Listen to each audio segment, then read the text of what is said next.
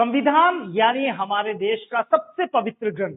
बस इसी की जानकारी लेते हैं और एक संक्षिप्त परिचय के अंतर्गत सबसे पहले देखेंगे हम संविधान के बारे में और संविधान से जुड़ी बहुत सारी रोचक जानकारियां। लेकिन उससे पहले ये देख लेते हैं कि ये जो संविधान है ये कहां से आया, क्यों आया। तो ये हमारे राष्ट्रीय आंदोलन से प्रेरित था, जो नेशनलिज्म की भावना थी उससे प्रेरित था और ऐसे वर्ग ने इसे बनाया जिनका समाज से गहरा संबंध था। अब संविधान का मतलब क्या है? तो संविधान का मतलब है ऐसे बुनियादी नियम जिसे पूरा का पूरा समाज माने ताकि उसमें समन्वय और विश्वास बना रहे। यह तो इसका थ्योरेटिकल पर्सपेक्टिव है। अब बात करते हैं हमारे भारतीय संविधान के संदर्भ में। तो सबसे पहले यहाँ पर संविधान बनाने के लिए आई थी एक संविधान निर्मात्री सभा, जिसे हम कहते हैं कॉन्स्टिट्यूएंट असेंबली, और इसका गठन हुआ था 9 दिसंबर 1946 को। बिल्कुल सही सुना आपने, 9 दिसंबर 1946, यानी हमारे स्वतंत्रता से भी पहले। भाई अंग्रेजों की तो शर्त भी यही थी कि पहले आप अपने संविधान को बना लें, उसके बाद ही हम आपको सत्ता का स्थानांतरण करेंगे, सौंपेंगे। तो इसी शर्त के आधार पर कैबिनेट मिशन के अंतर्गत यहाँ पे संविधान निर्मात्री सभा का गठन होता है और 9 दिसंबर 1946 को जब ये गठन हुआ तो इस संविधान निर्मात्री सभा या संविधान सभा के तत्कालीन अध्यक्ष थे सच्चिदानंद सिन्हा। सच्चिदानंद सिन्हा मात्र 2 दिन अध्यक्ष रहे, केवल 2 दिन के लिए, क्योंकि 2 दिन बाद इसके स्थायी अध्यक्ष घोषित कर दिए गए थे 11 दिसंबर 1946 को, और वो अध्यक्ष थे डॉक्टर राजेंद्र प्रसाद। वही डॉक्टर राजेंद्र प्रसाद जिन्हें हम अपने देश का प्रथम राष्ट्रपति कहते हैं। इसी संविधान निर्मात्री सभा ने इन्हें राष्ट्रपति के तौर पे चुना था। तो 11 दिसंबर 1946 को डॉक्टर राजेंद्र प्रसाद को यहाँ का यानी संविधान सभा का अध्यक्ष घोषित किया गया। अब बारी आती है कि यहाँ पर कुल कितने मेंबर थे संविधान सभा में? तो 389, 389। इन 389 में से कुछ तो थे देशी रियासतों के, कुछ थे हमारे ऐसे मेंबर्स जो कि ब्रिटिश कमिश्नर क्षेत्र के थे और कुछ ब्रिटिश प्रांत के थे। तो 389 कुल सदस्य संख्या थी यहाँ पर। और अब जब ये संविधान निर्मात्री काम कर रही थी तो सबसे पहले बात है कि इसका उद्देश्य क्या हो। वही उद्देश्य जिसे आज हम अपनी प्रस्तावना कहते हैं। इसके लिए सबसे पहले उद्देश्य प्रस्ताव बता सकते हैं कौन लेके आया? अगर आप सोच रहे हैं डॉक्टर BR अम्बेडकर, तो गलत सोच रहे हैं। किसी उद्देश्यों का प्रस्ताव लाने वाले थे जवाहरलाल नेहरू। बिल्कुल जवाहरलाल नेहरू, जो हमारे देश के प्रथम प्रधानमंत्री थे। ये उद्देश्यों का प्रस्ताव लेके आए और जैसे ही उद्देश्यों का प्रस्ताव लाए तो यहाँ पर बात फिर एक नई आती है कि संविधान को बनाने के लिए एक समिति का गठन किया गया जो इसका ड्राफ्टिंग कर सके। इसलिए इस कमेटी का एक और नाम है ड्राफ्टिंग कमेटी या फिर कह दो प्रारूप समिति। इसमें सदस्यों की कुल संख्या थी 7 और इसके अध्यक्ष थे डॉक्टर BR अम्बेडकर, भीमराव अम्बेडकर। तो ये इसके अध्यक्ष थे, प्रारूप समिति के अध्यक्ष। अब इसी से जुड़ी कुछ और जानकारियां कलेक्ट करते हैं। तो सबसे पहले बात आती है यहाँ पर जब संविधान बना तो कितना समय लगा? पूरे 2 वर्ष 11 माह और 18 दिन का समय लगा। और ये बन के तैयार हुआ कब? 26 नवंबर 1949 को।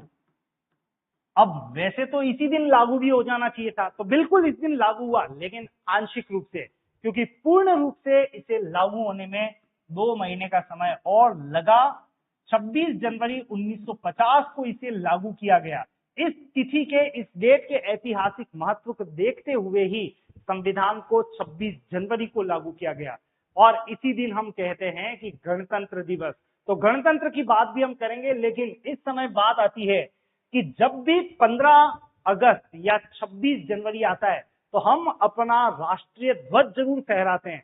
इस राष्ट्रीय ध्वज के लिए भी एक समिति थी। वैसे बता दूं कि इस राष्ट्रीय ध्वज की जो डिजाइन की थी वो डिजाइन करने वाले थे पिंगली वेंकैया। पिंगली वेंकैया, बिल्कुल आज जिस ध्वज को आप देख पाते हैं वह ध्वज, उसके डिजाइन का काम किसने किया था? पिंगली वेंकैया ने। और जब हमारा ये देश पूरी तरह से संविधान बना के रेडी हो गया, तो अब हमारे देश को आवश्यकता थी प्रथम राष्ट्रपति की, और यही वो राष्ट्रपति थे जो संविधान सभा के अध्यक्ष भी थे। बात अभी कर चुका हूं, डॉक्टर राजेंद्र प्रसाद। तो हमारे देश के प्रथम राष्ट्रपति, संविधान निर्मात्री सभा ने ही डायरेक्ट इनको, डॉक्टर राजेंद्र प्रसाद को राष्ट्रपति के रूप में मनोनीत कर लिया। तो प्रथम भारतीय मनोनीत राष्ट्रपति कौन थे? डॉक्टर राजेंद्र प्रसाद।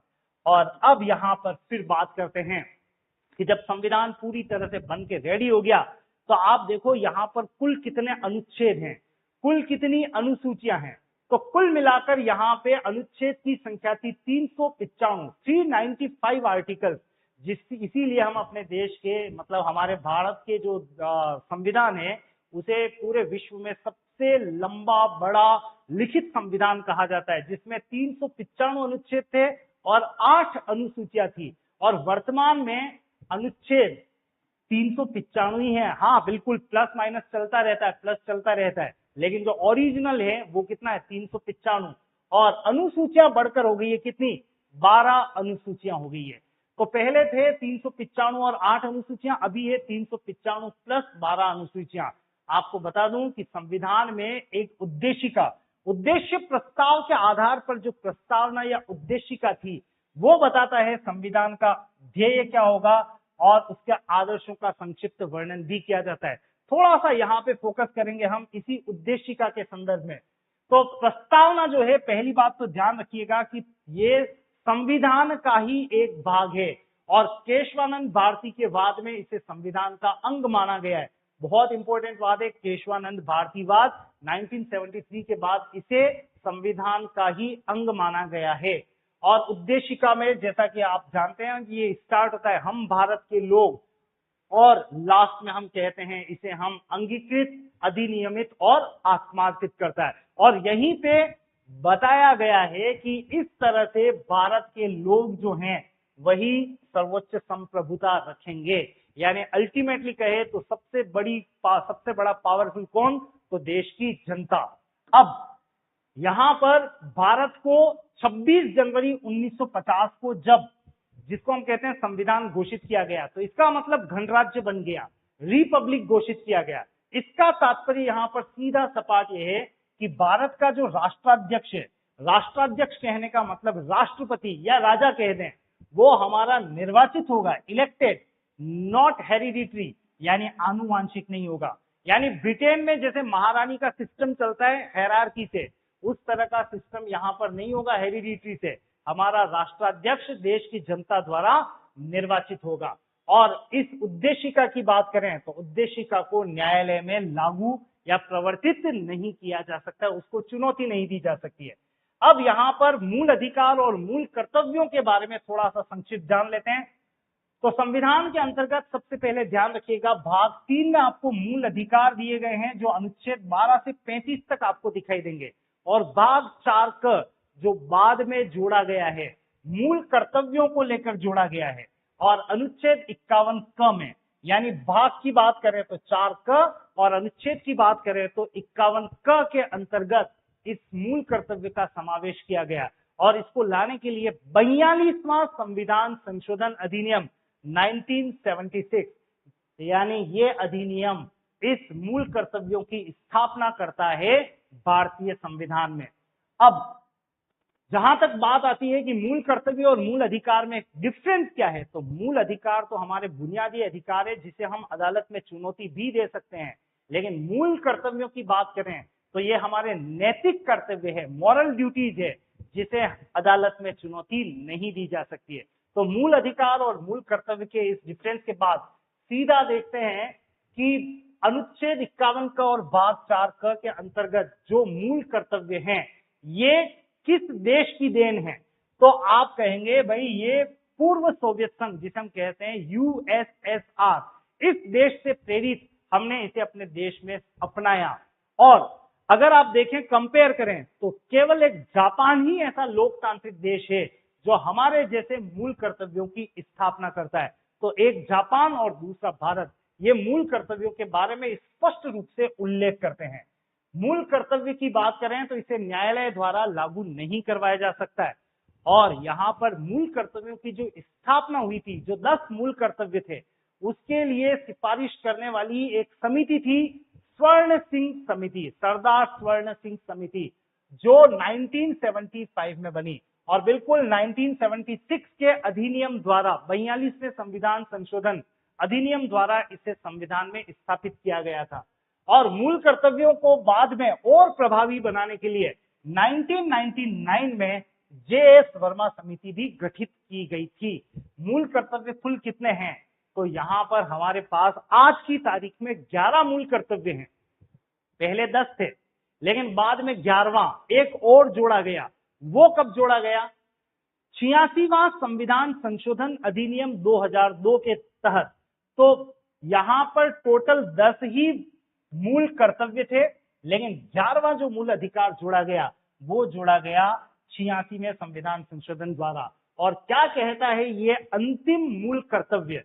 तो ये बताता है कि अभिभावक या माता पिता या संरक्षण का ये दायित्व है कि 6 से 14 वर्ष तक की आयु वाले बालक को यथास्थिति बालक या प्रतिपाल्य के लिए शिक्षा का अवसर प्रदान करे। यानी ये शिक्षा का अवसर प्रदान करने का जो मूल कर्तव्य है, ये 11वें मूल कर्तव्य के रूप में स्थापित हुआ है। ये थी हमारे संविधान से जुड़ी और खास तौर से मूल कर्तव्यों के बारे में बहुत ही महत्वपूर्ण जानकारी। ऐसे वीडियो लेके और भी आपके साथ आता रहूंगा। अगर आपको इसके संदर्भ में कोई भी पीडीएफ या पूरा का पूरा इंट्रोडक्शन चाहिए, तो आप श्रीजी स्टडी सेंटर, बिल्कुल वापस सुन लें, श्रीजी स्टडी सेंटर की एप्लीकेशन डाउनलोड करें। वहां पर आपको कंप्लीट इसका total free of cost material दिख जाएगा। आज के लिए इतना ही, फिर मिलेंगे। धन्यवाद, थैंक यू।